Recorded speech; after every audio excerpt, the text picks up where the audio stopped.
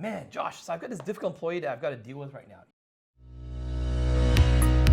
You know, and I know you cover this in your book. In fact, my name is Desmond Soon, and I am a business consultant, business coach with about 20 years of business experience. Combined with Josh, we've got about 50 years of combined business experience. And this is Josh's books, The 100 Myths of Entrepreneurship versus the Chainsaw.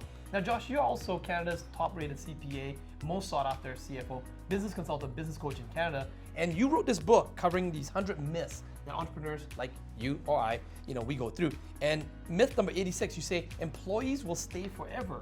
So how do you deal with problem employees? How do you deal with difficult employees? Well, this could be the shortest video we ever did. I could just say we deal with the problem employees, but we fire them, we find someone new. Video over.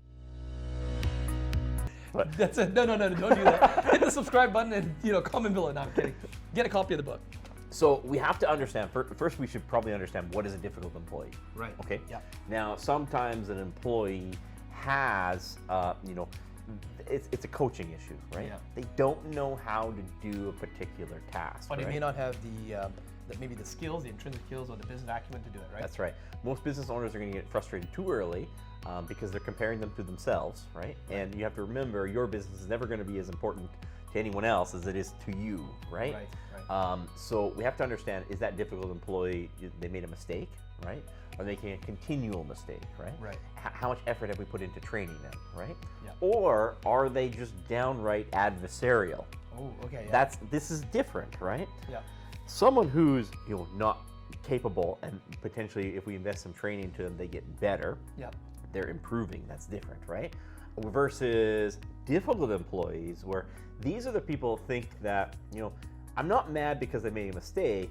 I actually don't like coming into work every day next to this person, right? And I tell people, it's like, if you've created this, remember you own this business. If you've created a group of people where you don't like coming in and working next to them, this is your fault, right? Right. Ultimate accountability here. We don't want to create that as business owners, right? Correct. And I said that in jest at the beginning of the video, we have to fire them, but likely that is the case, right? Right. So we have to understand, are we actually dealing with a difficult person or someone who's just a junior and needs more training? And often our training systems are not yet adequate, so we're building those up too, right? Correct, yeah. So we have to understand if they are a difficult person, a lot of times we need to get rid of them. And let's understand the math behind it too. Mm-hmm. The average employee only stays about 2.3 years with an organization. Yeah, you actually wrote that in your book here. You actually said the average millennial stays with an employer for 2.3 years, United States Bureau of Labor Statistics. And so that is something that feels a little bit unnatural, right? We're taught from a very early age that the only virtuous outcome in relationships are relationships that last forever, Correct. right? Yeah. And I tell people that's kind of, really mathematically, statistically insane when it comes to business. I mean, half of all marriages end in divorce, but somehow in our early stages of entrepreneurship, we're supposed to find employees that'll stay forever. That's true. It's an impossible task, and the average being 2.3 years. Yes. You have to remember, as you start a business, just like every other factor of your business, employee retention is not at the average. We start below average in every area. We So start it might below, even be less than 2.3. That's right. We start below average in sales. We start below average in cash flow. We start below average in recruiting and retaining employees. Right. And eventually we get to average, and eventually we want to beat average, right? Yep. But your chances of being at average or above average from the beginning are actually very low, right? Right. So we have to understand it. So sometimes we're thinking about hanging on to people who are a bad fit, thinking that there's something wrong with us, right? Right. Oh, this person is leaving, I must have did something wrong. Right. Well, I mean, are they turning over every 5 minutes, or are they turning over every year and a half when you first start your business, right? Right. It's going to take a while to get up to there, right? Trust your instincts on this, right? You are going to have to fire people, right? You're going to have to get rid of those difficult people. And having a bad apple around actually has all kinds of costs associated with it, right?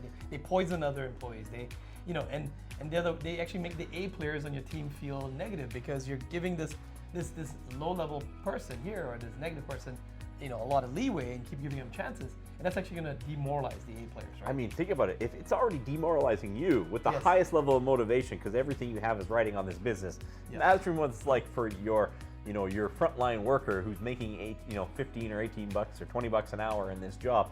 What is it doing to them, right? Yeah, who has to deal with this bad apple? They don't have nearly that same vested interest, right? So dealing with these difficult people, I mean, we have to realize they probably never should have got to difficult to begin with. Right. Okay. There can be elements of difficulty, in which case we use group training, we use morning huddles, we use group training, and we use one-to-ones. So every business should have time scheduled for team huddles, shift huddles, right? At the beginning of every shift, you should have time scheduled for group training, how to level up your team. Usually an hour at a time, right? How to level up your team. And then time specifically set aside for one-on-one. So when you get a hint of someone becoming difficult, someone who has a bad day and lashes out at someone, that's not difficult, right? Someone who has a bad day every day is difficult, right? So when they have a bad day once, we had ability to cut it off, right?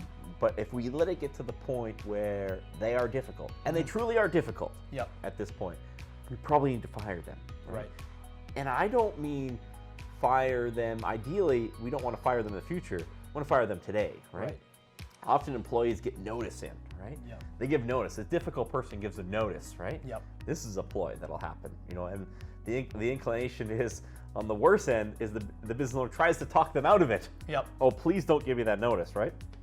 The next thing is they're going to accept that notice period. Okay, we'll do this in 2 weeks. You want to get to a point in your business where you don't even need that 2 weeks. That's right. They hand in that notice and that's like, thank you very much. This is obviously not a good fit. We're gonna tell me what you're doing right now. We'll take it from here. Shake your hand. I'm gonna pay you the 2 weeks. See you later. That's right. I'm gonna pay you the 2 weeks on the condition that you leave on a good terms, and that's it. Go out of here and we'll take over. Because that notice period is always ranges from somewhere between acceptable work to a complete failure. Or they go and sabotage things on the way out. That's right. It's never a high level of performance, right? Because they're mentally checked out already. Yes. So our goal isn't to deal with difficult people. Our goal is to prevent difficult people from getting on the bus or becoming difficult to begin with. Once they're difficult, the chances that you're going to rectify that are incredibly low. So while things are going good, you should be already, I'm guessing, hope, there's an Asian term, hope for the best but plan for the worst, right? So you're planning for the worst by having contingencies of anyone, even your best staff right now, could actually flip on a moment's notice, right? That's right. And we have to understand the average is 2.3 years, right? Now, we think about difficult people sometimes as just they're adversarial, they're mean, or you know what I mean, they're combustible in the workplace, right? But some people, they're difficult because they just don't align with the corporate vision anymore. They're a good person outside of work. We might get along with them, but I've seen this. They go to school as an accountant and they wake up one day and decide, no, I want to be a school teacher instead, right? That doesn't mean that they're a bad person, but it means they're going to be difficult working in an accounting firm. They don't want to do it because anymore, they're hard there anymore. So as it diverges away, we have to get rid of those people. We need that constant supply of new employees to do this, right? So once you are hiring people, you are always hiring people, right? These difficult people are going to become difficult on their own terms, not on your terms, not on your timeline. It's going to be great one day until one day it's not, or you realize that it's not. In which case, do you have any options? Do you have to put up with them being difficult? Do you have to put up with them being difficult and demotivating you? Do you have to put up with them being difficult and demotivating the other people? Or do you have a list of other resumes who are people who are going to, step into their role, right? Also think about your existing team members, right? Your existing team members, are they cross-trained, right? Are these individuals, does employee A know how to do employee B's job, right? A lot of times, one of the predispositions of these people who are going to become difficult is they are going to take a role and prevent anyone from learning it. You already see the warning signs where they don't want to share their work with someone else. That's right. They're trying to convince you that otherwise repeatable tasks can only be done by them, right? This is an opportunity for them to get away with their difficult behavior, right? So make sure you have employees cross-trained, right? That's how you deal with difficult people. Make sure you have templates and checklists written, okay? Make sure you're always looking for new applicants, whether you have an open spot or not, because you don't know when that open spot is going to arrive. By the way, if you've been watching this series and you know that in our videos, we always give you some action steps when you're watching these videos, not just the myths, but also what you can do as an entrepreneur. So right now, what Josh is actually doing, pay attention. You might want to just back up just a little bit and continue, because Josh is giving you some action items of what you need to do. Some of these things you're talking about, Josh, timeline-wise, how long does it take to implement? Or what's a reasonable expectation to start implementing? When's the best time to implement this? Is it right now? And if I do so, how long do you think I could get to a safe place in my business? Okay.